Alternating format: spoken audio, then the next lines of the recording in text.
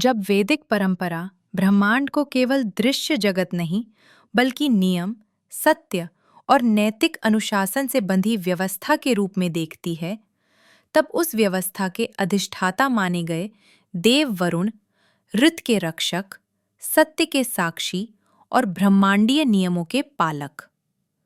ऋग्वेद में वरुण को केवल जल का देव नहीं, बल्कि वह चेतना माना गया जो मनुष्य के कर्म, वचन और विचार तीनों को देखती है।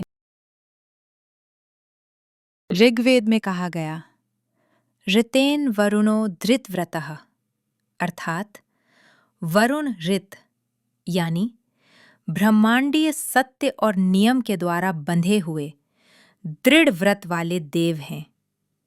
इसी कारण वरुण को नैतिक अनुशासन और आंतरिक सत्य का देव माना गया।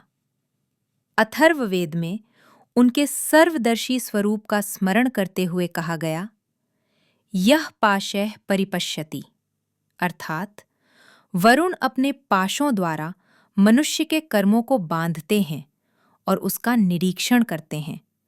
जहां पाश दंड का नहीं, बल्कि चेतना को अनुशासन में रखने वाले नियम का प्रतीक है।